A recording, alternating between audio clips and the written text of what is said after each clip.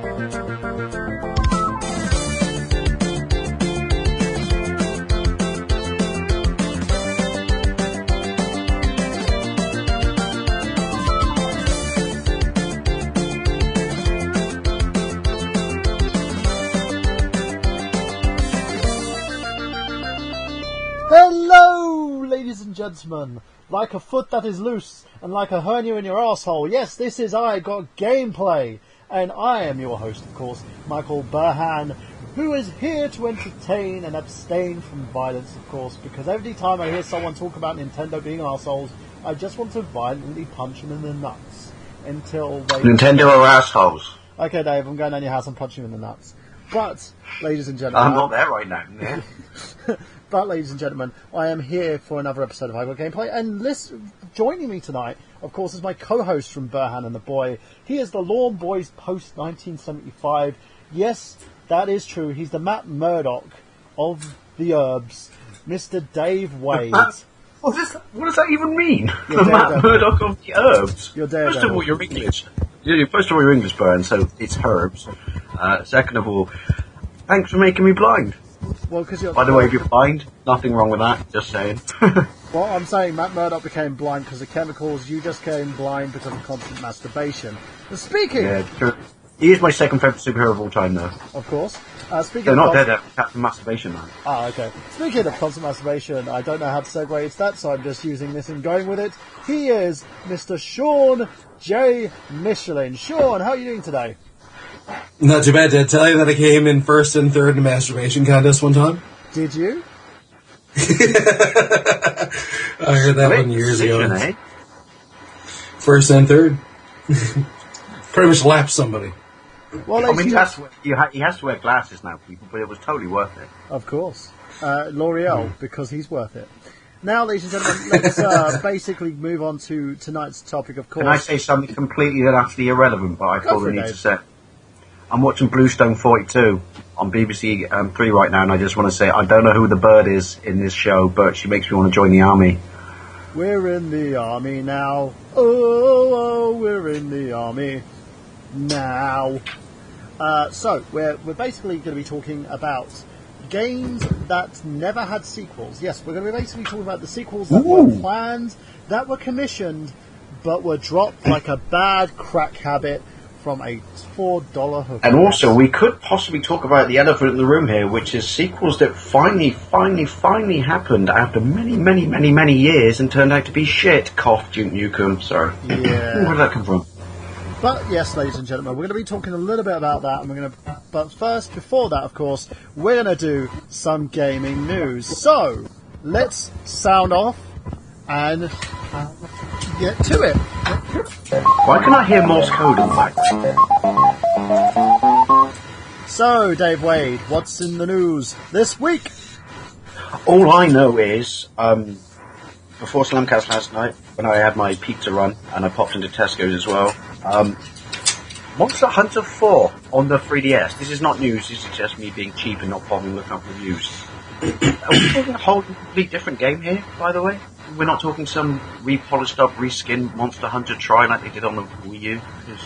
No, this is a brand new game, and it's actually been implemented for the Nintendo 3DS itself. So, and it runs on the regular 3DS, right?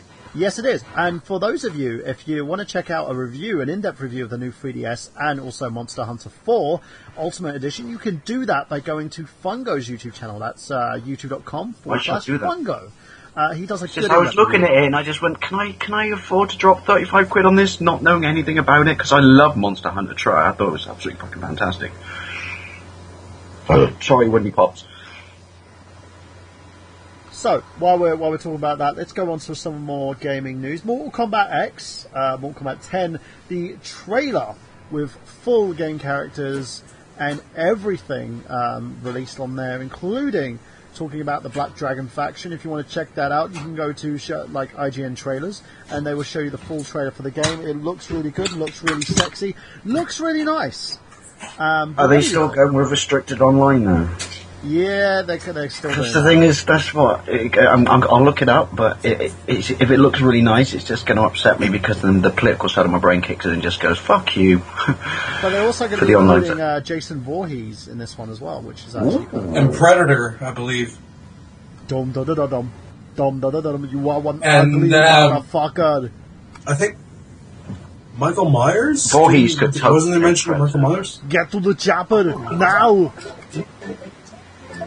Oh, Michael Myers and Voorhees, Who's the playing Predator in Mario it. World? Sean, I think you're kind Sorry, I of... was turning it down. Yeah. Yeah. So, we need to I'm going to find myself when this game finally gets released lost in watching many gameplays and people just playing Voorhees versus Myers. I would love to see it, in my opinion. Sean, what do you think of this game? Mortal Kombat 10, I like that they're pretty much going back to the basics. I've heard that they're kind of like getting rid of some things they've been holding on to from the past and that. And the active, fan interaction as well has been pretty good. And, all this juicy DLC, these characters, like we just said, Voorhees, and I think I read somewhere about Mars. Predators apparently go. There's a few others. Myers. Don't get me wrong, I love Voorhees, but please, if you got Void in it, you need Myers. It would just be the thing that, makes the topping on the pizza. Another topping on the pizza is, what if they do get a few DC characters in there? Because Scorpion was in Injustice. God, Yeah, So get over here! yeah, because technically Mortal Kombat's in the DC multiverse, so... Oh, you know what they're going to do, don't you? Now you've said that, my brain just kicked into cynical mode, which is, there will be DC characters eventually, but there'll be DLC and they'll cost you a bloody fortune. Yeah, like Smash Brothers is going to be doing DLC characters at $3 a pop. Which isn't bad. That's alright, yeah. Is that wrong that I say that? I've got to learn my voice again. Is it wrong that I say, oh, that's alright, that we've just come to this conclusion that we accept it, so you're all of a sudden $3. I can live with that. Whereas it should basically just be fucking free, but... No, I agree with you. I think the way that you used to unlock characters by grinding is a lot better than unlocking characters by paying for them. That is kind of annoying because now they're turning. But then wasn't there that whole crossover period before Namco became complete whores, which was you could actually get the characters by grinding, and it was a lot of grinding, but you could just cheap out and buy them. I do have to take my hat off to Namco on the fact that they basically are giving a lot of freemium titles and freemium characters for their games. I still never got past the fact that all the downloadable content that you had to pay for was actually on the disc, and you just bloody unlocked it. That was Capcom. Yeah, that was Capcom. That kind of that annoyed me. Me. The DLC, on disc DLC. No, Namco did it for a bit as well. What game? Was it Soul Calibur? I can't remember. Or was it that Street Fighter X, whatever title that was out with the Fat Mega Man and shit? Yeah, that was more Capcom side because Namco are basically still trying to make Tekken X Street Fighter, which apparently it's probably going to go on the list of games that may never end up being made. So I'm looking on other news. It's been a really slow news day. We've covered all the week, yeah. There's another thing, just to let you guys know, if you check out ZeniMax Online website, they're confirmed by email today that Elder Scrolls Online console beta is coming up fast. For those who don't know, the game has now become free to play due to the fact that it was really buggy and people were just having severe issues with it. Due to the fact that they couldn't fucking sell it, it was that riddled with bugs. Yeah, so now they're trying to go from the kind of the free online variation where you can basically level your character up to a certain level, and if you want to level them up even further, you would have to pay for them, basically. No. Yeah. So, I'm basically looking at any other news that's going on. There's not really anything else going on. There's absolutely, it's a very sparse news week. It is a very sparse news week. So, what we're going to do is we're going to take up a little bit of a break, go for 3 minutes. I'm going to play a song that I played on Slamcast yesterday because I really enjoyed it. And it is a great little tune, of course. It's by Traumatosis, and it's the Undertaker theme. And the reason why I'm playing it, because, well, I can. So because you can. And we're going to go for a 3-minute piss break, guys. We'll be right back after this.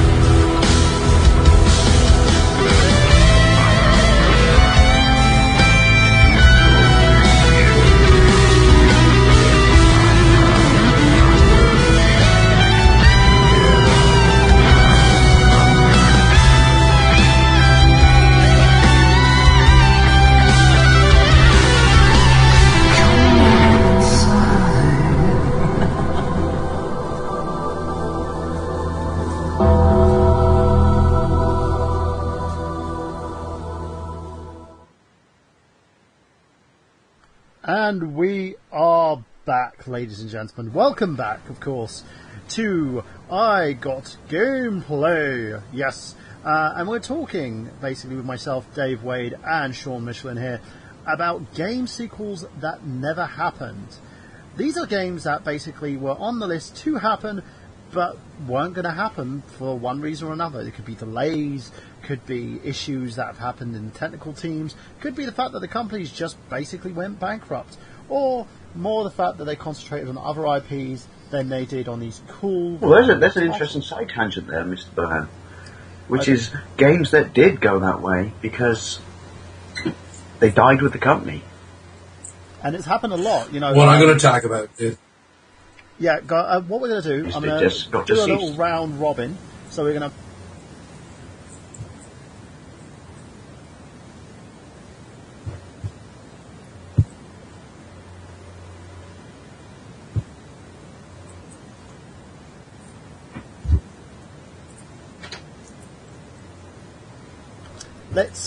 Let's start with this and go for Mr. Sean Michellin.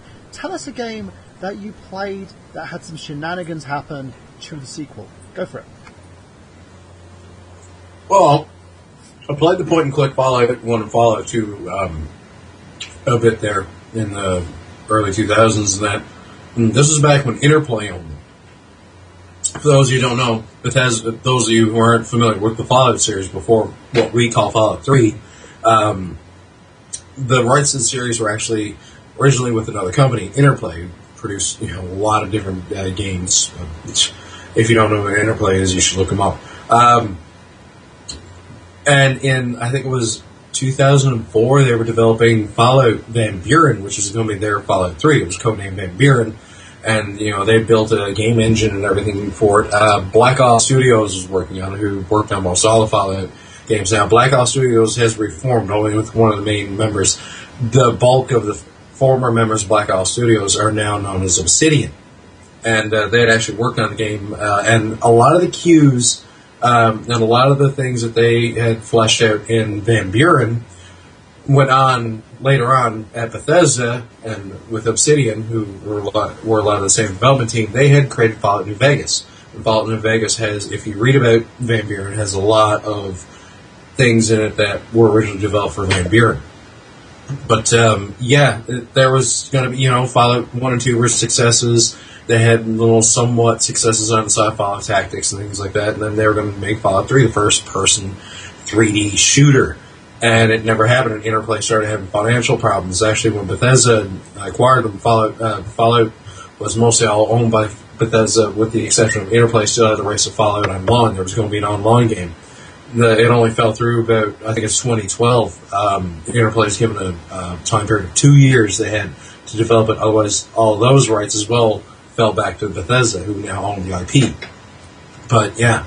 So Van Buren was scrapped, and when it came time for Fallout New Vegas, and Obsidian and Bethesda working together, they took a lot of what was Van Buren and worked it into New Vegas. But yeah, I'm kind of curious about what would have been, but at the same time, like I said, a lot of what was in Van Buren went to New Vegas anyway. Totally different game, but a lot of it was the same. So let's go over to you, Mr. Dave Wade. Dave. Can I go proper old school? Yes, you can. Right. We're all familiar with Rare, aren't we? Oh, yes. Rare, we are, once baby. upon a time, were a British software company that were the pinnacle of games on the Commodore and the Spectrum, called Ultimate Play the Game. And they had a long-running character called Saberman.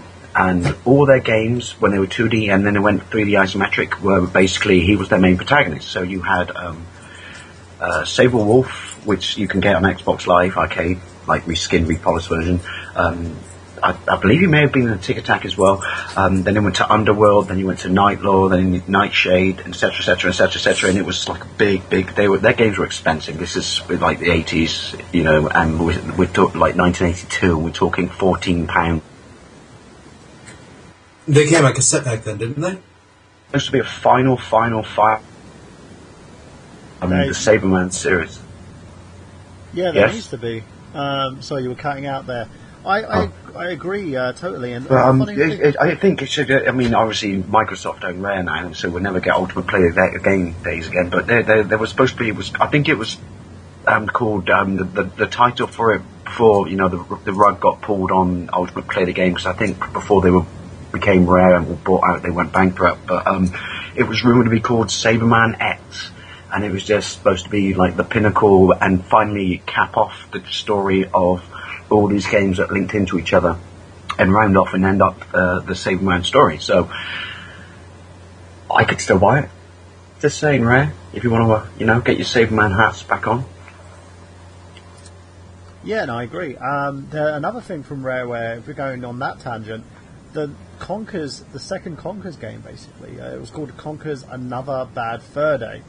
Never happened due to the fact that Rare was acquired by Microsoft, who then basically, most of the original members actually left Rareware after it was acquired. Because Microsoft went about basically ultimately dismantling any connection between Rare and Nintendo. Yeah, and also they basically put out the critically panned Banjo-Kazooie Nuts and Bolts, stating that the fans didn't want to see a proper Banjo-Kazooie game because reasons. So you hear what they've done though? Microsoft's got on record said that Microsoft's on record now in the last couple of weeks saying that if Nintendo approached them about having Banjo-Kazooie characters, whatever, a lot of the Rare properties like Conker or whatever, as Smash Brothers characters, they're open to the idea because they've had good relations apparently post Microsoft. I hope they do. Like because of the ownership of Killer Instinct and things like that.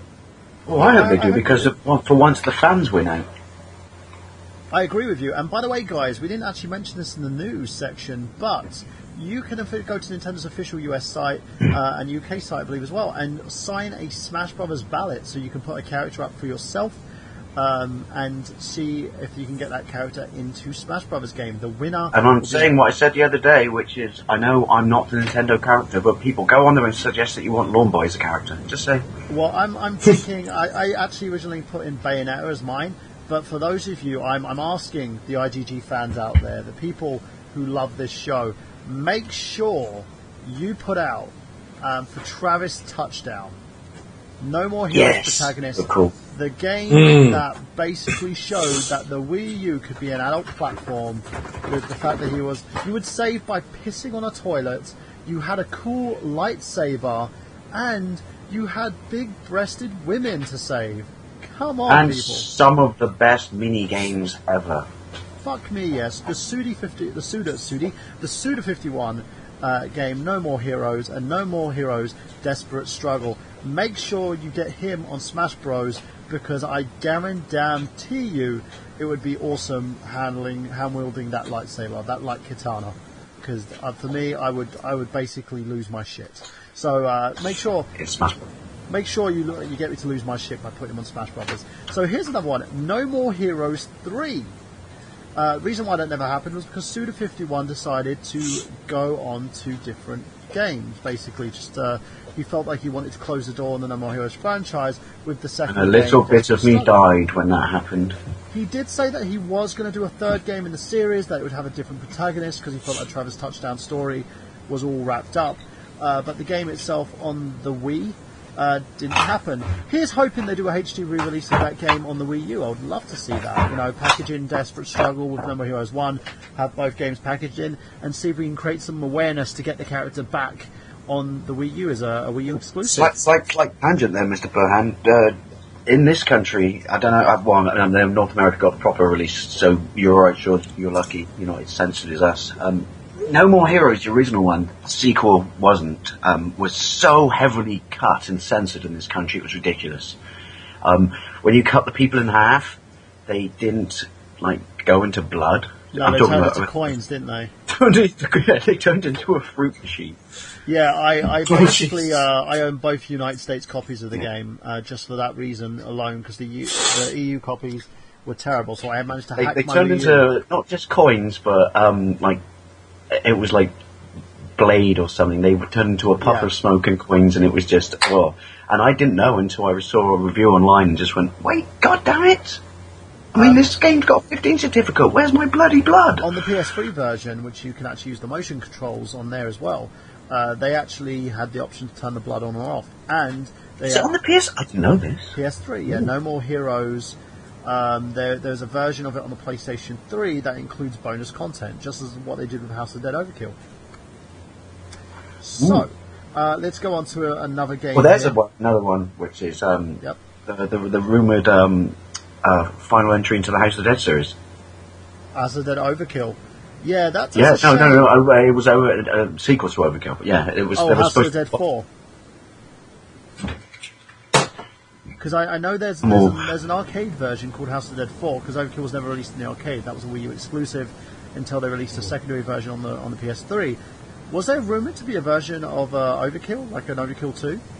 There was. Well, I mean, I'm basing this purely upon reading in forums, but apparently there's like a 25% complete version knocking around there somewhere, which obviously means fuck all to us because we'll never get to play it. But Elephant in the room, Dave. because it.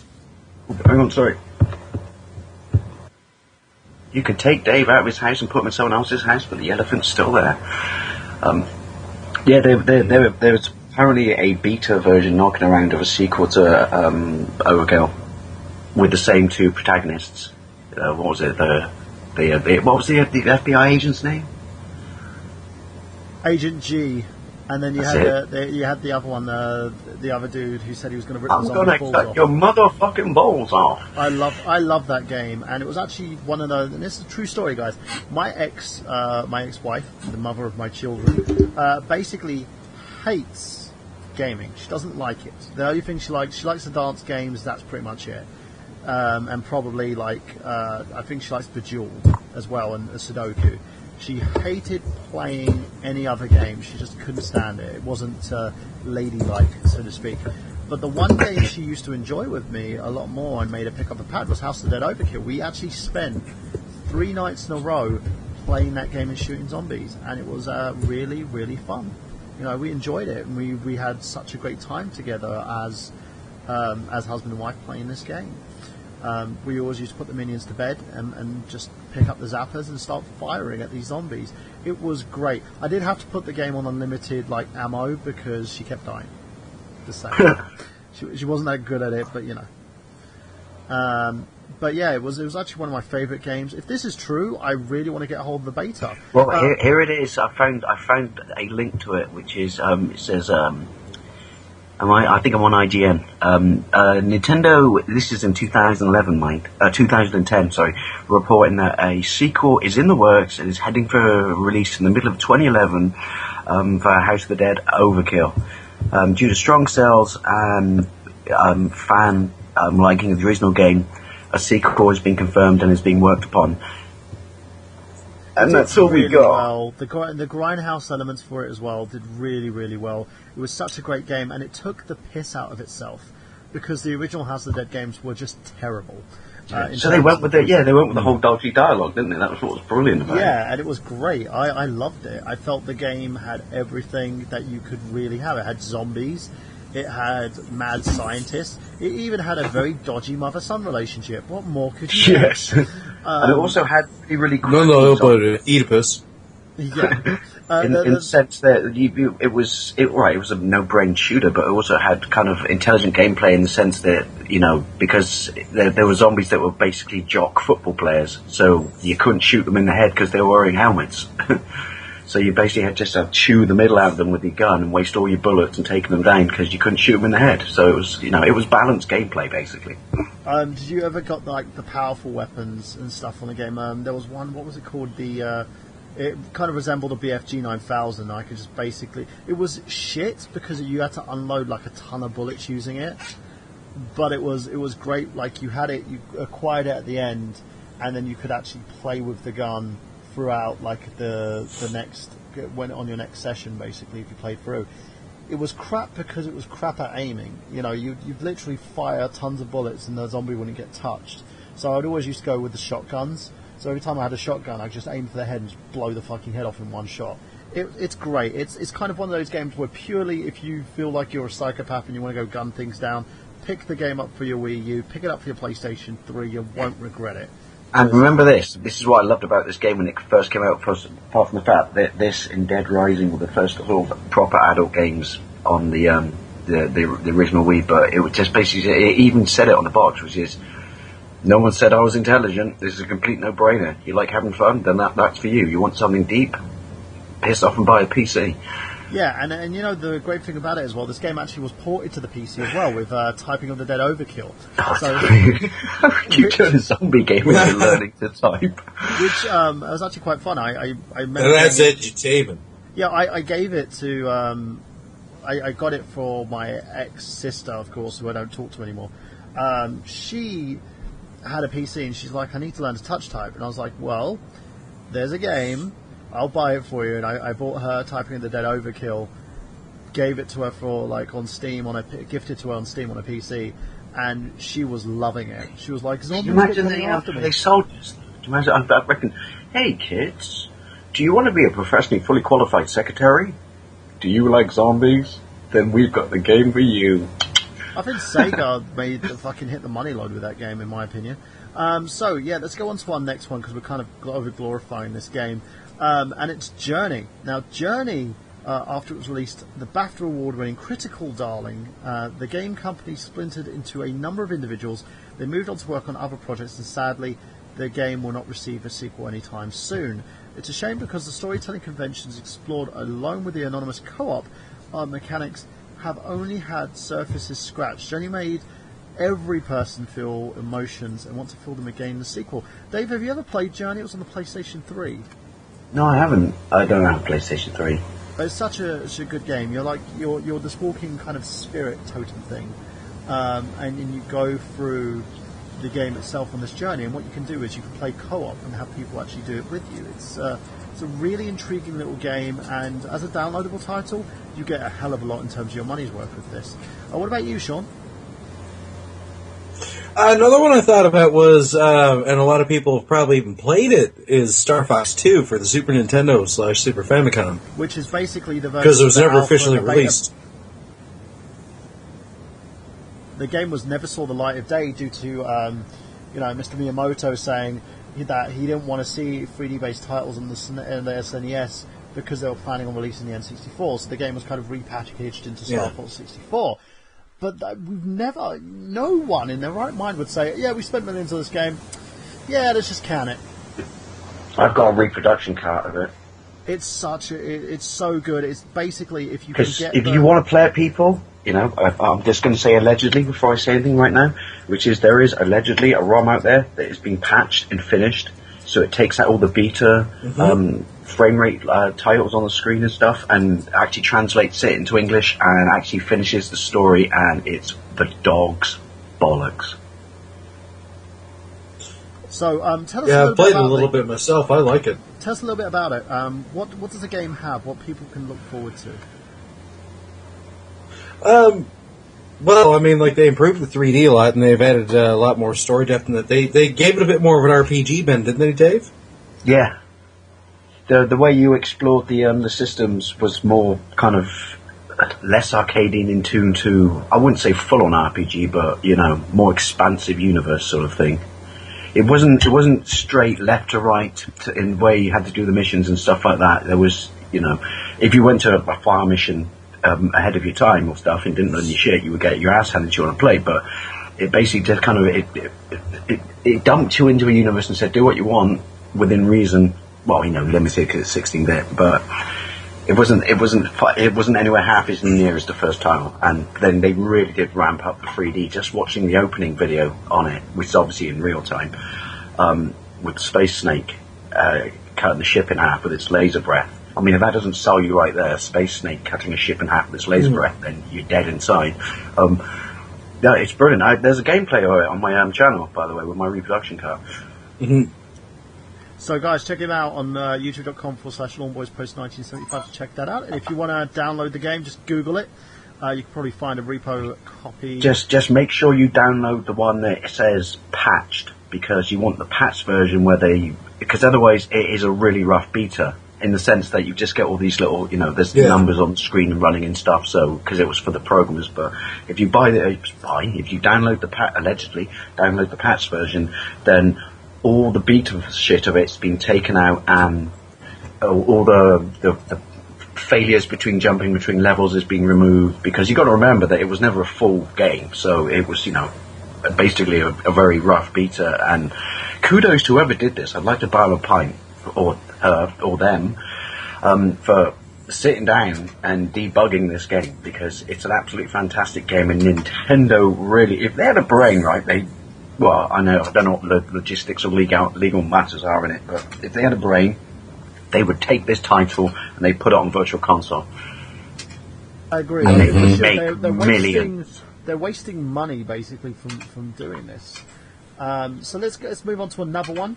Now, Mega Man Legends 3. This was part of Capcom's clear out, and then we talked a little bit about this in the fact that the Mega Man games themselves, because Rob Man did a whole kind of IGG episode on it. Just go to our iTunes back catalogue, itunes.com/IGotGameplay. We're on there in terms of podcasts and stuff. You can also go back to Stitcher or even BlackBerry Podcasts and check us out on there. Now, he did an episode on this, so I'm not going to go too much into it, but there was a time when Capcom were not going to just develop one Mega Man game, they were developing 3. An online game for the simultaneously. Wii U. Yeah, an online game for the Wii U, called Mega Man Universe. Then there was also this title, Mega Man Legends 3, and also a reboot in the Mega Man X series as well, which basically the 3 games, which was a first-person shooter, believe it or not, and they just didn't have I would love that. They canned all 3 games. Now, if you want to check out the Mega Man first-person shooter, the Mega Man X first-person shooter that they were doing, you can check that out by going to youtube.com/Yuri of Wind. He does a Gaming Mysteries on it and talks exactly about why this game was shelved. There was a beta version that you could actually test to see what the game was like, and it was a really, really good game. It looked really nice, but Capcom shelved it, along with 2 online games and Mega Man Legends 3. Now, Mega Man Legends 3 is the one that we're going to focus on a little bit more. Now, for a lot of fans, there hasn't been a Mega Man game for quite a while. Mega Man Online, that Capcom was squandering one of its longest-lived IPs. There is no reason behind it. Capcom are just shitting on the little guy for no reason. Now, Mega Man Legends and sequel. No, they teased us. Don't forget, they teased us. They knew there were still, fans out there for it. So the downloadable ones on, Virtual Console, Xbox Live, and PlayStation Network. Remember Mega Man 9? Quite possibly one of the hardest games ever. So they knew there was legs in the pony, if you will. Yeah, they did, and the thing that kind of bugged me as well about this one. Is that the factoid of this whole situation is that Capcom shelved all these games immediately without telling us why, and then went on to blame the fans. Now, this game is still wanted, with the impending release of Mighty No. 9 coming soon to the Wii U, which is what I purchased it for, and the Xbox 360, PlayStation 3, and also next-gen platforms. It bugs me how they've basically left this game on the shelf. Sean, tell us a little bit about it. What were your, what do you think about it? Well, about the Mega Man universe and Mega Man Legends 3. A lot of people are disappointed. They even came out with that friggin', was it a 3DS?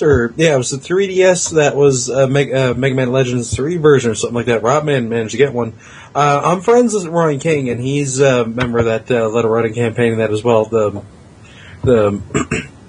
And he's telling me, and he still has been interviewed and that about it as well. And it was like a big middle finger to Keiji Inafune, really, because at the same time he was helming 2 projects there, and he was trying to get both of these because there was a very dedicated following to the Mega Man Legends series, of course, Volt and things like that, and then this whole Mega Man universe thing. People were looking forward, they were talking about different concepts about reintegration of existing characters and new incarnations and things like that, and there was a lot of hype around both the things, but all of a sudden Capcom just pulled the plug on it. Keiji Inafune actually left Capcom, I'm trying to remember the company that he formed to do Mighty No. 9, but I've actually,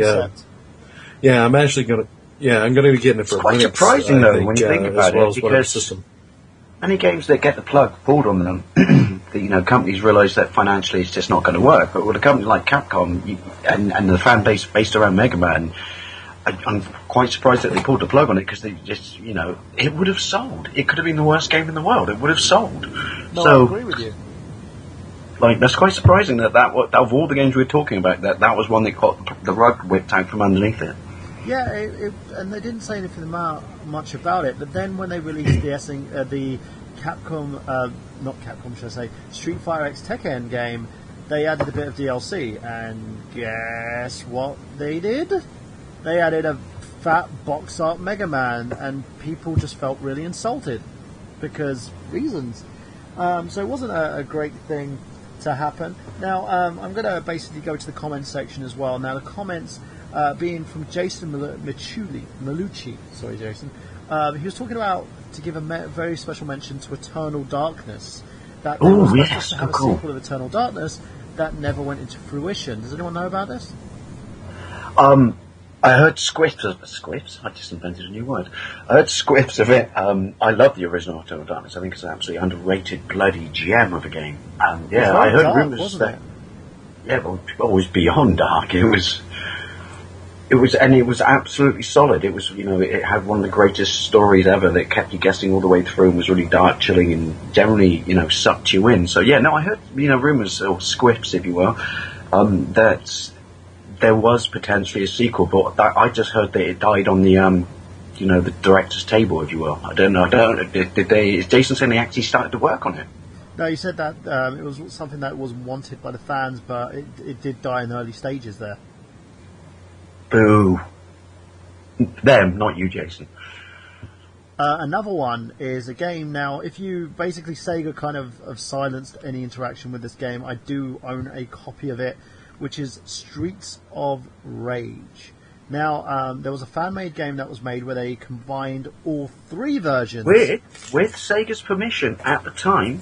Yeah, they had three versions of Streets of Rage. They included 1, 2, and 3 in this game. And Sega basically pulled the plug on it because they didn't want their IP being misused. Which, to me, I still have my version, and it's I got it as well. But this is what annoys me about that, and I'm obviously everyone knows this, but they actually initially greenlit it.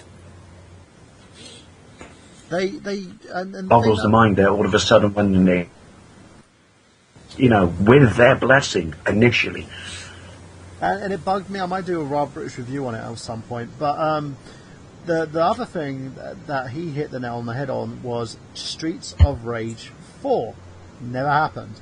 After Streets of Rage 1, after Streets of Rage 2, and Streets of Rage 3, which was basically Sega's own variation to Final Fight, They then attempted to basically... They outsourced Streets of Rage 4, but the company behind it, I believe, was Eidos Interactive, wanted to outsource it to other console manufacturers as well, so they'd release it on PlayStation 3, not PlayStation 3, PlayStation 2 at the time, and release it on other platforms. So they pulled the plug on it, and the game then became Fighting Force, which was terrible. That game is not Streets of Rage. I think it's just the most terrible thing in the world. So for those of you people out there, if you love Streets of Rage, find a copy of the complete, I believe it's called Streets of Rage Complete or something like that, isn't it, Dave? Yes. Yeah, find a copy of that, play it. It's such a good game. They've added stories, they've added everything.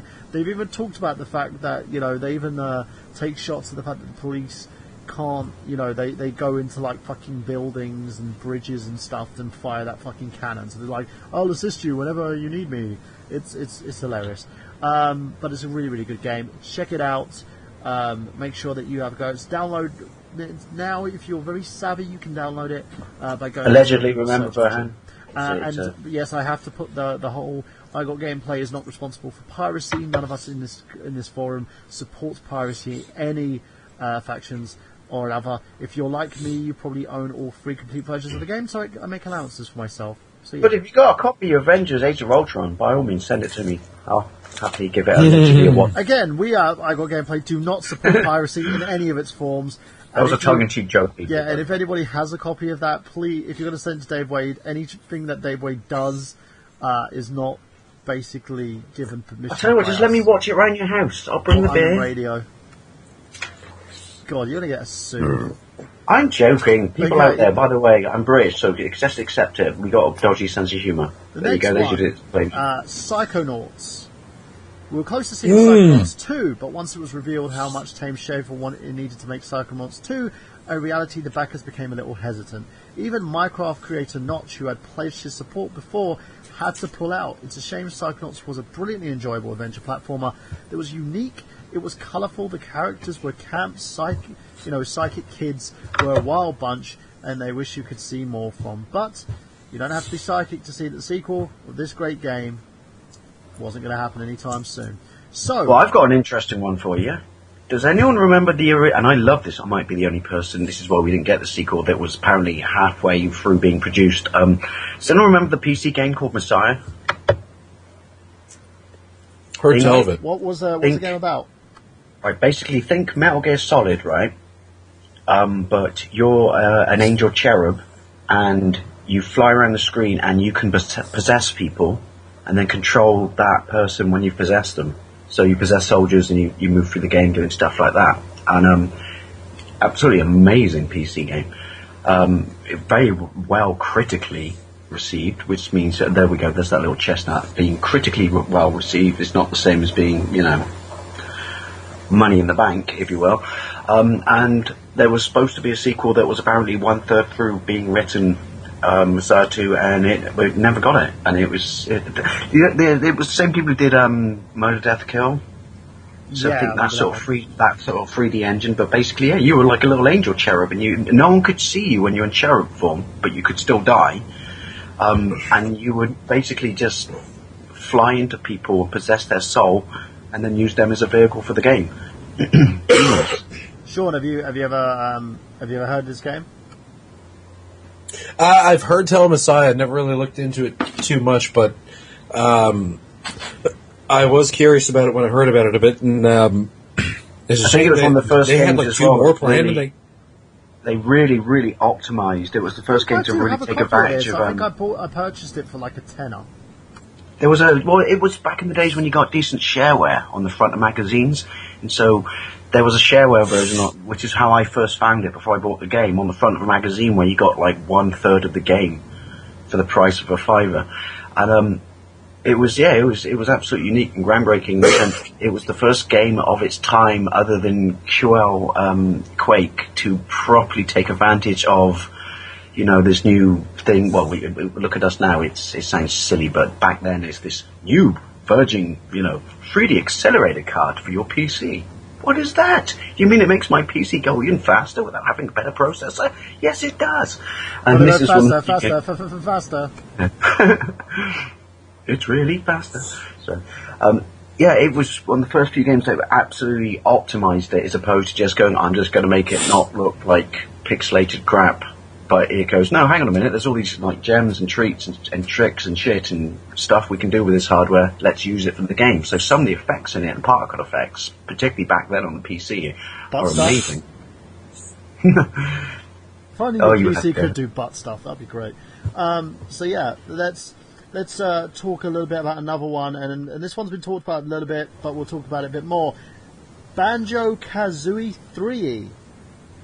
So, in the heyday of Rareware, they were making the greatest platformers and video games in the world has ever seen. Sitting right on top of the pile of Banjo-Kazooie, Banjo-Tooie right under it. But after that, we saw no more from the Bear and Ostrich a long time. The abysmal game with their names attached was released. It was far from a sequel, as you were liable to get, and we want Gruntilda raised from the dead, back in wreaking havoc among the villagers in Jinjos. We wanted specifically kooky cartoon world to explore, where we want amazing performing adventure and action. We miss Banjo-Kazooie. And sadly, though, they're not going to be there anytime soon. It's not going to happen, is it? Yeah. And a lot of that we did discuss, purchase from Microsoft. So let's go on to another one, shall we? Which is Shadows of the Damned 2. So tell us a little bit about that game, Mr. Dave Wade. I don't know anything about it. I'm not going to lie. Shadows of the Damned 2 was Shadows of the Damned was a game that was produced by Suda51 again, another one of his gems. PC, what platform? It's on PlayStation 3, Xbox 360, believe it or not. It was an exclusive game for those systems, and the game itself was where you had a gun and a light thing that kind of resembled a cock. And you would be hunting down zombies, monsters in hell in an attempt to save your girlfriend. It kind of had a little bit of twist of Splatterhouse with No More Heroes. It was a great game, one of my favourites, but the game itself had and it sold pretty well as well. Now, Garcia F. Hotspur was one of the best demon hunters we've ever encountered. Even though he wasn't the smartest guy, he was made up with a bit of a childish charm with his disembodied psychic Johnson. Yes, his name was Johnson. Garcia ripped his way through the underworld to find his beloved Paula, but even with Dark Void Flame called Johnson. everything hunky-dory in Garcia's world, we would still love a sequel instead. Suda51 moved on to other projects such as Lollipop Chainsaw, which I own, and is a pretty good hack and slash. Killer is Dead, although Akira Yamada also alluded to the possibility of a sequel. Dismal sales performance put the final nail in the coffin, plus Suda isn't known for doing sequels, so Shadows of the Dam earns a sad place on our panel here as being a game that we would never see a sequel from. Sean, have you ever played this game? No, I haven't. I have a 360, but I haven't actually checked out the game yet. Pick it up. A lot about Chainsaw I was kind of interested in playing. Yeah, pick it up for a tenner. You say it's a tenner? It's a tenner. You can buy it like pre-owned, basically from like a, GameStop or whatever the fuck. This means nothing to you, Sean, but we get EV here. Venture there in the wild. Fiver.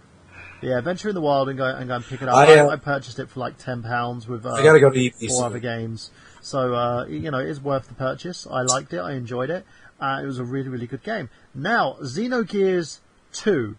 Anyone here played Xenogears? It's one of my personal favourite games of all time. Bloody adore it. It's a classic RPG from the golden years of Squaresoft. Xenogears was a triumph in historic storytelling philosophy. The story was a bit berserk, included a Jungian psychology and echoes of Freud, Nietzschean, and also made it so endearing. The characters were very well rounded, and the world was incredibly immersive. It was a game that pulled. Put it this way, people, right? Take it for someone like me who is not. There's nothing wrong with you if you like it. Who's not a massive RPG fan.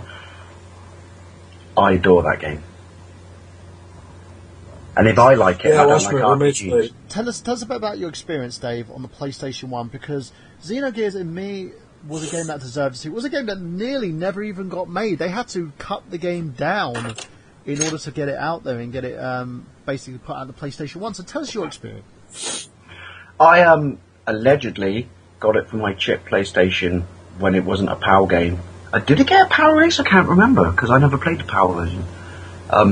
And I got it by accident because I wasn't an RPG fan, but everyone was going on in the magazines about this game's going to blow your fucking tits off and shit like that. And so my brain just went into collecting Horde mode, which is, I must try this game. I must try this game. Final Fantasy VII, this game, like Final Fantasy VII, you had like the pixels and stuff. This game actually had more animations. Yeah. Can I be controversial when I say this? Go for it.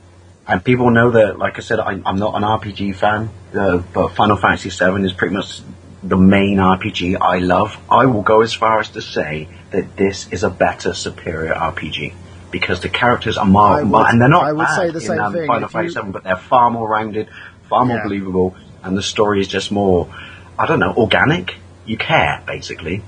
Whereas Final Fantasy VII, you just want to progress to the next bit and get to the world map and do stuff and like this and that and this. But in Xenoblade, you actually start finding yourself being invested in the characters, like they're almost like Tamagotchis at some point, which is you turn on your PlayStation and you're like, oh, I must make sure none of you die. It was the first game that I actually played through and completed and cried at the end of.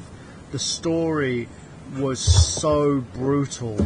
Like, your character had there was even a chance of your character turning on everyone. It was it basically just it made me love storytelling in games, and Square were the best at doing this. They managed to make RPGs that made you care about the characters.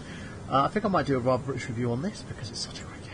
I think you should. So hang on, now we're drifting off tangent here, which is so. Wait, there was going to be. There was basically going to be a sequel developed, but again, Square shelved it in favour of other RPs such as more Final Fantasy games. It's a shame because I would have liked to have seen it because it's one of those that critically it's acclaimed, but I think that it's just due to sales that it never really made the cut.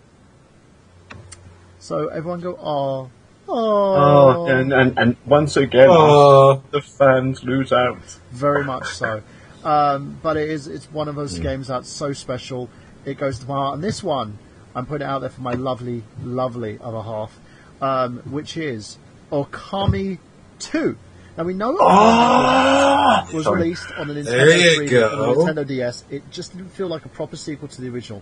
It was more like a coda or kind of an original story that you look for more than that. Okami was easily one of the greatest games released from the Nintendo Wii. The graphics were undoubtedly stylish and beautiful. The controls were fun. The Wii remote made drawing on screen celestial brush of joy. Well, it was one of the first games, because it's a very early Wii game, but it was one of the first games that actually wasn't like tacked on bullshit bollocks controls. Yes. It was, let's take advantage of this, new control for medium we have. Exactly, and it also endeared most of us with the wonderful cast of characters like Insune, Amaterasu. Although the Wolf God and the Sun never spoke, she was easily one of the most likable characters that you came across. The world itself was curiously inventive, amalgamation of legend and real life in Japan. We'd love a chance to see a secondary game to this, but it's something that would never happen. So Dave, take it away. I absolutely adore the original game. I think it's one of those things that on paper, if you try to explain the concept to someone, like, from a marketing perspective, to get funding to make this game, they just look at you and just go, "What are you, stupid? Do you eat too many lead chips when you were a kid or something? Take a shot on the head recently?" But it was tranquil, it was relaxed, it was chilled. I mean, that's not to say there weren't bits that, made your blood rise and stuff. It was just, it's like, the other game, which, Dave just disappeared there for a second. What were you saying? Dave? Am I still here? Yes, you're still here. I'm just going to pinch myself to make sure. No, it's like, I compare it to another game which hopefully, won't get a sequel, because I think that might be on this list as well, which is, what was the PS2 game that was very much, not in the same mould, but kind of the same sort of game, which is, it was more of a gaming experience as to a contemporary game, if that makes sense. Was it Shadow of the Colossus or something? Yes, it was, and that is actually going to be... I was going to talk about that next. Yeah, but sorry, I didn't mean to jump ahead, but what I'm saying is that's how I find this game, which is, they're very untraditional games, if that makes sense, which is possibly why they won't ever get the respect or sequel they deserve, which is they become cult and have a fan basis, but it's not a true marketing, selling factor, because, I put this in that mold, which is, unconventional game. Basically. Yeah, and the style as well was so beautiful. It looked like a piece of artwork. It's a shame because any third-party titles on the Wii U never used to sell as well as kind of the first-party stuff done by Nintendo. I think it's more just due to Nintendo loyalism, but it was also the fact that a lot of these developers would take chances with it, and it's a shame that we may never see another one. Hopefully for the Wii U, we will. Now. Dave actually alluded to this. I'm going to talk about it. Spoilers! Shadow of the Colossus 2. Now, come to the team of Ico, you know full well that you want more giant monster battles to make us feel increasingly depressed with each sword thrust. We want more majestic beings that we can climb and stab in submission while questioning the moral compass. Even though the original Shadow of the Colossus featured one of the greatest endings in video game history, we can't help but yearn for a bit more adventure. While we're okay with Shadow of the Colossus remaining unsullied, but an inadequate sequel, it makes a bit more sense if they kind of, produced another one. So, Dave, tell us a little bit about this game and your experience. It's a really odd experience to explain this game. To explain this gaming experience, which is it's almost like just a constant round of boss fights, if that makes sense. And there's sort of no main grinding or plodding through levels as such. You just basically have to find these big behemoths and kill them. And when you find them, and they're all like Greek myths and stuff like that, they're just epic. It's just basically 10, 12 epic boss fights in a row with you wandering around on a horse in between, which makes me sound like I've just solved this game in the poorest way ever, but I think that might be why it didn't get the mainstream success it deserved, which is people were expecting some sort of cannon fodder between these fights, but it wasn't. It was basically, you're here to take down these, Colossuses. Colossuses? Is that? Colossi. Right? Colossi. And yeah, it's so basically think I'm going to fight something that's absolutely majestic, magical, brilliant, big, fucking huge. And then once I've killed that person, I'm going to fight the next one. So it's untraditional in the sense that there's no sort of kind of fodder, blinking, grinding, levelization between these fights. It's basically kill this big bitch, find the next one, kill this big bitch. And I think it's quite pricey now on the PlayStation 2, isn't it? Mainly because because more the fact that you can't actually purchase the game anywhere else. But it's a very unique gaming experience in the sense that it basically just says, I do Epic, nothing else. That's it. You don't like Epic, don't play me. You like Epic, play me, but don't expect anything linear in between or boring or crap, because all I'm about is fighting big fucking scary monsters. And I mean big, big scary monsters. Yeah, I agree. I think it's one of those things where I would love to kind of see it. And as you said, it's the same people who did Ico, so. Yeah, very much so. Sean, have you played Shadow of the Colossus? What do you think about the fact that... my God. I was addicted to that game. I had, 2 days off a week from my job when I was a welder fabricator. Spent my Saturdays running errands, spent time with my girlfriend. That was Sunday. I'd camp out in front of the TV by about 11 o'clock, have my tea and everything. And I'd play till probably 10, 11 o'clock at night. Otto! He calls out to his horse?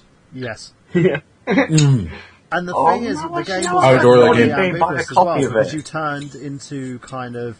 Your character went from being the guy that you thought was a hero, and then you turned out that you're kind of the villain. You turned out to be a complete wanker. Yeah. Which was a great way to twist the story. It kind of had that kind of Christopher Nolan ending to it, in a sense. It gave a nice little caveat to you, didn't it? On the fact that you were doing everything with it kind of in jest, because you were just releasing this evil demon that was being locked away because these colossi. It's They were so beautifully, designed, envisioned, and they really. This is what stone and dirt. Yeah, when I did my little soundbite just now talking about this game, it was just I cannot explain. When I say you go, you do a normal, you just say, they're epic, they're epic, they're epic. No, trust me, each one of these bosses, Colossi, is completely unique and individual and a challenge, but just so beautifully designed and envisioned that it's just proper old school Greek lore and stuff. People, if you have a PlayStation 2 and you ever come across this game in the wild for cheap, first of all, buy it because you could sell it for a fortune. Second of all, buy it because it's just one of the most unique gaming experiences ever. And when people say, but it just sounds like you just fight bosses, that sounds so linear. Who fucking cares? It's so good. It's like game porn. It's like game kebab. I'll shut up now. I agree with you, Dave. Now let's Didn't the HD remaster come out? I don't think it did. There's an HD remaster of it as well for PS3. I thought that Ico and Ico and that game, I believe, were re-released on PS3. No, disc-based, I believe, came out a few years back. PlayStation 3. Please don't tell me this is just Take a look, I'm sure it was released. Oh, I might have to buy a PlayStation 3. I'm going to look right now. I got to go mute because I'm using the Model M. Well, speaking of that, let's go on to our next game while Sean's actually looking at it. If there is a version of Shadow of the Colossus on HD, make sure you have a look. Now, let's talk about a game which I feel on our list should be mentioned as basically one of the biggest games that people wanted to see, but didn't really see. And that's Super Mario RPG 2. One of the greatest Mario games ever produced, to open up a world of Super Mario Brothers and introduce us to some brand new characters that we've never seen before. We learned about characters we loved, we got experienced Mario adventure in a whole new way. Mario wasn't simply working to save Princess Peach, but he was on a quest to save the whole kingdom, Plus, there was a combination of dirty metaphors as well in there that we all know and love. He'd moved on at this point. It's like, you're just a victim, Princess Peach. I got bigger plans. Now, you have Mario games that kept the RPG elements alive in the Mario universe, but it isn't enough. Super Mario RPG had some of the best graphics ever seen on the SNES, and would love to see Nintendo take the same great gameplay, ethos, and effort and place it in a brand new game for the Wii U. Come on, Nintendo! We know you have a bit of creativity left. It's a fucking no-brainer, though. Do you know what I mean? Fucking put the license out to Square and ask Square to make another one. Fuck it, come I on. swear to God, if you just announce this game, people will run up to you and just throw fibers at you. That and a Pokemon MMO. If they do a Pokemon MMO, I would see Wii U's flying off the fucking shelves. You want to legitimize that console, make a fucking Pokemon MMO. But yeah, this game, talk about your experiences. Dave, when did you play Super Mario RPG? And tell us a little bit about your experience with it and how badly you want a sequel. I actually was late to the party in the sense that I played it on emulation on my DS at the time. You know, a good 10, 15 years after it came out, because I heard, because like I said, I'm not a big RPG fan. My brain just went, how would you combine RPG with Mario? And so one of my mates said, dude, you got to try this. And then I just got my allegedly R4 card for my DS at the time, and so I allegedly downloaded the ROM and whacked it in, and then basically just lost hours and hours in days of my life. It's just such a well-envisioned game. It's just... They do have a copy at Play Blackpool. I've got the cash, Dave. I'm going to buy 2 copies, one for you and one for me, and we'll play. There's a copy of it in the house right now. Oh, God, the game's like... I hate It's out in the living room. Oh, I can't. It's out in the living room. My it. roommate actually owns it. Jeez, my roommate in the last place I was living in had a copy of Earthbound. Oh my God, you're just teasing me now. Imagine how fucking teased I was. Oh, by the way, that is a thing. It was that game was released in the EU September 28th, 2011. It is called officially the Ico Shadow of the Colossus Collection for the PS3 Classics HD. Right, I'm going to Cash Converters. Not tomorrow because it's Sunday, but I'm off this week. I'm going to Cash Converters next week. I'm going to drop myself 40 quid on a second-hand PlayStation 3, and I'm buying that fucking game. That is all. Yeah, get the bug, this one. Yeah, and I would say to anybody out there... And then I won't play it immediately because I've never had a PlayStation 3, but based on my brother's experiences, I will turn it on, plug it in, and then wait 15 hours for it to update multiple times. Well, it's just as bad as the Wii U when you initially update the Wii U when you first buy it. It takes a lot of time. So going on from that, guys, these are the list of games that, we believe are the games, are the ones that we feel should have got a sequel, but it never happened. Now, well, this one was never going to get a sequel, but can I talk about what I personally would have really liked a sequel to? Well, this is what I was going to do. I was going to do a round robin and ask you guys to talk about the games that you personally would have liked. I keep pissing on your chips tonight, Burhan. No, that's totally fine, because what I'm going to do, I'm going to leave the panel up to yourself and Sean for a second while I quickly go for a lad moment and have you guys discuss it between yourselves. What games you wanted to see a sequel for, what necessarily didn't have an official sequel planned. So there you go. Well, you gotta think about that one for a minute. Well, it was Japan only the game that I played it for, and I actually have it here on emulation. It's the Gundam Wing Endless Duel game. It's based off the series, not the film that was released after the series. But it's like a Street Fighter style fighter, and you're fighting in giant, robots from the Gundam Wing series. And it was pretty entertaining, but I'd always wished that they would have released a sequel to it for Endless Waltz, which is the movie after the series. But they kind of did with those Gundam fighter games afterwards, but they had, like, various members of the Gundam universe all around. So that was pretty much one that I wanted to see a sequel to, and there was another one I played. Oh, Alien vs. Predator for the Atari Jaguar. Oh, yes. Probably one of the defining titles of that system. I used to play this shit out of this. See, back home, where I'm from, up around in northeastern Canada, my cousin had, and still has, an Atari Jaguar, the working Jaguar CD, a TurboGrafx with the Turbo CD add-on, and the... he's got Turbo Joe! Oh, I'm jealous. No. He's got the TurboGrafx with the add-on and the System 3 card. He had a cat box for a while for his Jaguar. He borrowed off a friend, which let you plug it into the RGB monitor for an Atari ST. and have multiple outputs in that. As well, he had still has in the box Coleco Adam, an Atari ST and that. But I used to play the shit out of that Alien vs Predator game that he had. Oh, it was so fun! I used to always play with the cheats on, so it'd be so hard though. Oh my god! It was just basically it didn't walk you through. That game was just like, particularly Marine mode, which was don't go batshit crazy with your ammunition, kid, because you ain't finding fuck all else of it. And then you had the whole Predator thing where you could switch between your visions, which was just unheard of at the time. Alien vs Predator game. You lose honor points or something too if you attack people while you're cloaked or something like that.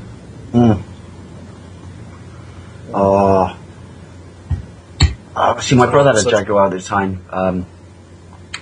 It's on my list of systems I want to buy, but they're getting silly expensive now. But yeah, well, the cool thing is though, do me a favour, Sean. Can you just for me to be a complete English prick right now? Can you say Jaguar? Sorry, Jaguar. Go, good. I'm a twat. I know. All you gotta do is think about Jeremy Clarkson when he says Jaguar. I know. Like when he talks to Ryan Reynolds, the car call a Jaguar. Yeah. Do you remember the bit when he talks to Ryan Reynolds in Star and Aretha Price car, and he goes, "What do you say?" He goes, and Clarkson goes, "Well, we say Jaguar, as in how it's spelt." Sorry, I'm a dickhead. Yeah, that's true. For a while, Jags are pretty dirt cheap, and plus the homebrew community is pretty lively with it because the hardware itself is now public domain, right? So, maybe someday somebody will make a homebrew, reskin, play around with the engine for Alien vs Predator on there, and maybe make their own little. You know what? The thing is, I don't even know what form Atari exists anymore. But if they did re-release that game, I'm telling you, it would make so much money. It would be ridiculous. Yeah, like people dump on it a little bit because they see AVGN, who does a satire, dumps on the games and that. But it was a great fucking game. I never got to play Doom for it, except for Doom on the Jaguar was amazing. I know, it was just for the longest time, that was the best version outside. Well, the only version you could play if you couldn't afford to buy a PC. Mm-hmm. It looked like a PC version. Well, see, it's hardware. It's hard to understand by like video game developers, but like ones that were for like the PC for computer games, they understood it perfectly. So I mean, like that's why Doom was so good. It's a shame there's no music, but I mean, my God, if you had a nice sound system, the only thing anyway. I would just like to say, people out there, think about the Incredible Hulk closing music when I say this. The just £1 a week will help Dave secure an Atari Jaguar. Sorry. Shameless plug. Yeah, see that project that they're doing now? The company fell about the rights to the molds or whatever, the tooling, and he's releasing that new cartridge-based system. Yeah, I saw that. Yeah, I was a little bit confused. I saw something about GameStar 81 saying something about it, and someone else saying something about it, and I got confused about the fact that he's got molds from a Jaguar, he's licensed, and he's doing something else. But not just that, he said in an interview on All Gen Gamers that he was going to do a run of clear molds of the Jaguar itself, like compatible with the Jaguar, so you could take your Jaguar apart, put this clear casing on it instead. Oh my God! So he was doing clear custom cases. And it was cases, a good-looking system. People forget that, right? Oh, always, how it got vaunted, laughed at and poked fun at and all this shit, for its, basically successfully failing. It was a damn good-looking console. Apart from when you put the CD-ROM unit on it, because, and I don't want to be, I'm not pitching this from Angry Video Game Nerd, but he was right. When you put the CD-ROM unit on the top, it looks like a crapper. Yeah, it does. It looks like a bog standard. Pretty sure if I came home late at night, one night, really, really hammered from the pub, and I woke up all confused, I'd just flip up the CD unit on my Jaguar and take a piss in it, thinking I was in the bath. Taking a wee bit of a wee. By your wee. I actually got to play around with a lot of the CD games actually on there as well. Vidgrid was Blue Lightning looks fucking amazing. It was. He had Blue Lightning, and it was actually pretty fun. Vidgrid was interesting. Is that like Blue Steel? I'm doing the look right now as you say that. Put it this way, right? On the Atari Lynx, not even talking about the Jaguar version, on the Atari Lynx, Blue Lightning was a better looking game than Afterburner. Well, it was 16-bit portable. Yeah, but it was proper sprite scaling, which you didn't get on any of the 16-bit systems at the time. So, when you went through the caverns and shit, it felt like you were going through a cavern and shit. That was a fantastic game. And on the Jaguar CD, which I think, how many games came out for the Jaguar CD? Well, that was pretty much the most famous, but... Yeah, there was VidGrid, and which I played. The most infamous Jaguar CD game is the Highlander game based off the cartoon series. Oh, he didn't have that one. I don't think. The beauty of that system is that you can burn off games if you find them on torrents now. Not condoning that. Allegedly. Yeah, people can discover them for themselves. But he had a few of the disc games. There was one that he used to play as well. I can't remember if it was disc or cartridge based. It was called Baldies. Baldies. I don't know what the game is, but I'm sold on the title. Overhead 3D isometric kind of ish. What was the Iron Man almost game? Like Lemmings. Was it Iron Soldier? Oh, yeah, Iron Soldier. Everyone hates that game. I love that game. Just tanking your miniguns at helicopters and smashing up buildings and shit. Awesome. I'm trying to think of the other ones. Well, he had Tempest 2000 with the disc. So, I'm not going to change you off when I say this, but it's given people. If you ever do find yourself fortunate enough to come across an Atari Jaguar in the wild for cheap, buy it. But do not buy Cybermorph, because you'll end up cutting your... Where did you learn to fly? Oh, that's the packet. Where did you learn to fly? Where did you... Yeah. And it has the greatest, to this day, and this is a bold statement, the greatest... I don't even know if this is an official game, actually. The greatest version of Tempest is on the Atari Jaguar. Tempest 2000. Oh, yeah. I still listen. I have that, actually. I managed to find it online. But absolutely sick music, that game. Oh. I found the mod files, actually. If you play the cartridge version, the music's slightly different because there was the CD that came with it, and then there was, the actual music in the game. And the actual music in the game, I found the mod files because they programmed all these on Amiga, I believe. And it used the same as like an Amiga for mod files for the music. And I found the actual mod files. MP3. I would like to say this: the Amiga was basically the best sounding sound system home computer of the time. I totally agree with you guys on that one. It was. Just before you know, Steve Hatch has left a message on here as well. Who said Shenmue 3. Oh, that's right.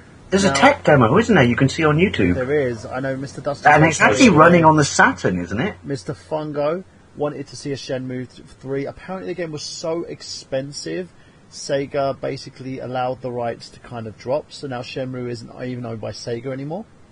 It's gone back to the bloke who wrote it, hasn't it? Correct, yeah. Yeah. He's Kickstartering something, I think. Yeah, they're doing a Bring Back Shenmue campaign on this. And I'll tell you who the gentleman was behind it. He is an awesome gentleman. I was talking to him yesterday night. We're actually going to be doing a Shenmue episode of I Got Gameplay just for him. His name's James Rayner. If you go to facebook.com, James Rayner, he's got a group called facebook.com groups Bring Back Shenmue. They're looking to try and do a HD collection of the game so that you could have it released on either the Wii U or another platform there. Nintendo, it would be great if you could actually fund this like you did Bayonetta 2. Yeah, especially since you're in bed with Sega right now. Yeah, and Sega are basically stating they're only doing PC games now and apps. And apparently Sonic the Hedgehog is now exclusively a Nintendo title by Sega. So, I would love to see it. So stop making shit ones, by the way. But I would love to see Shenmue 3. The story was always left open. I felt they needed to have that.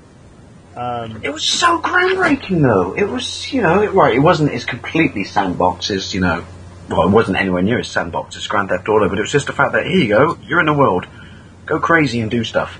Oh, and by the way, if you want to pop into the arcades, you want to play some classic Sega titles, brilliant. Oh, and by the way, if you want to learn how to fight, you can use the Virtua Fighting 2 controls. Well, one thing I want to do as well, I want to say to each and every one of you guys out there, if a game, there's a game I'm trying to find on arcade at the moment, which was kind of like Final Fight and Street Fighter mixed in one, but the guy was in kind of a Ryu gi, but he had spikes around his wrists. He's having like these spike things. I want to know what the game's called. I don't know what it was called. I played it once on the arcade when I was a kid. It's kind of the only arcade game that my brothers would even allow me to fucking play, because most of the time they'll play the games going, "You're too little to play our game," and I'm like, "Fuck you." I got my revenge later on because I managed to download. Can you give me a quick second, guys? I've got to let bubbles out. No, that's fine. That's totally fine, Dave. So yeah, Shenmue 3, totally, and also if you can find this arcade game, let me know what it's called. I've forgotten what the fuck it was called. So there you go, guys. These are our list of games. These are a list of games that we feel basically should have got sequels, never did. What's your game? Leave a comment below and let us know. Go to facebook.com/IGotGameplay. Leave a nice little message on us for us on there as well, letting us know your opinions. And now let's go to the plug. So, Mr. Sean Michellin, where can we find you? Sean? Sean's disappeared. Mr. Dave Wade. Okay, everyone's kind of disappeared for a second.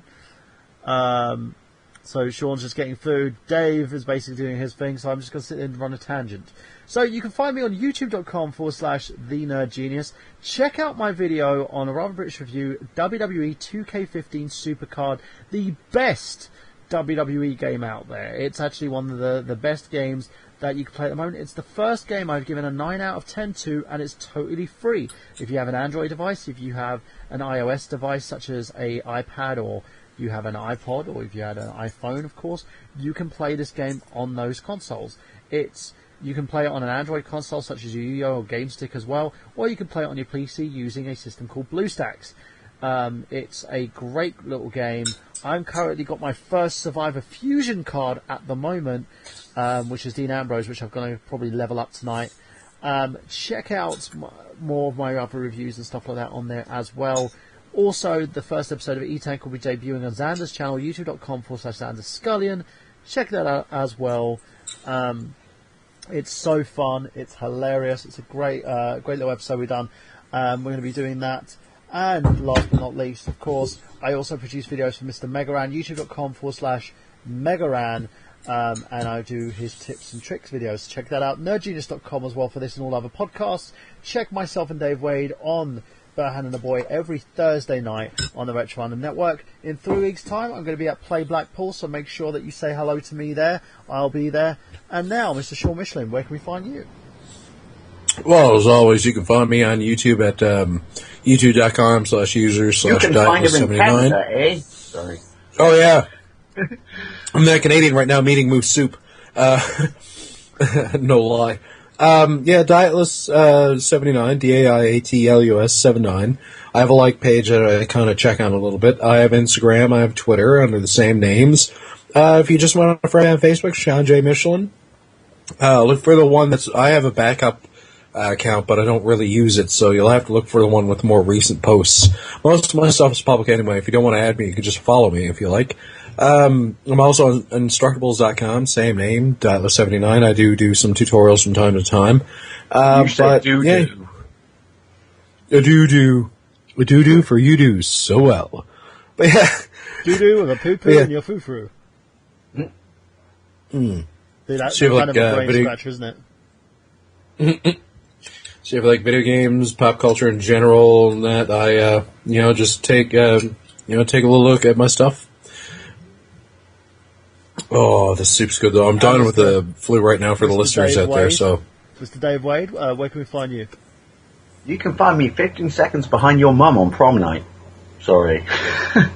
Oh. Yes, for those who don't know, Dave's doing a dark thing, and it's Lawnboy's Post 1975 on YouTube. Brandon's fault, not mine. Can I actually let me plug myself? I'll plug myself. I'm going to stop doing the dark thing because it's getting really difficult to come up with ones, and plus it's making my soul hurt. You can find me on Lawn. And he's disappeared. About pointless bollocks, then, and possibly every now and then a food video. Then come check me out. YouTube.com/Lawnboys Post 1975. Dailymotion, Nerd Genius, of course. We're going to basically be transferring most of our podcast episodes also on youtube.com/IGotGameplay. Retro Unlim Network, of course. You can check out all our shows, including the Untitled Movie Show, Burhan and the Boy, to name a few. Of course, on youtube.com/Unlim Radio, Slimecast as well, 8 p.m. every Friday. If you love wrestling, Facebook.com/groups/Wrestle Revolution. And we've And I want to say really, really quickly to the people listening out there, when I said I got to let bubbles out, that's not a euphemism for a slash. That's a dog. Sorry. Yes. So basically, guys, this has been Michael Burhan for Dave Wade, for Sean Michellin, for the absence and the Scullion, for the Jamie Styles, and also for Anina Kasky. This is Michael Burhan saying that we've got gameplay. Have you?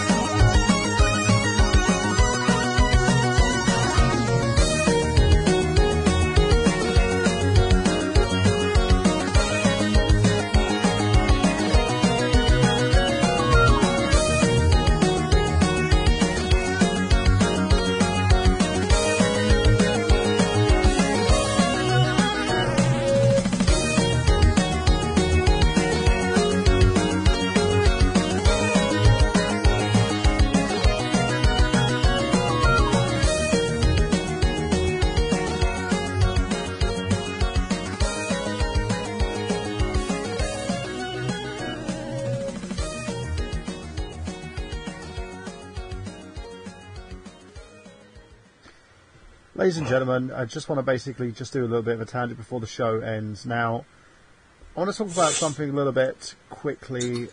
It's something that we highlight on this show a lot, and it's called depression.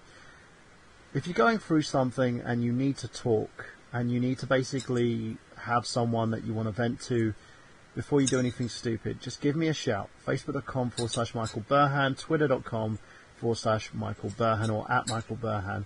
I'll be more than happy to sit down and talk to you. I know that life is hard. I know it's difficult. I know we go through a lot of bad and bad things. And for those of you out there who are going through something at the moment and just need a voice, come find me.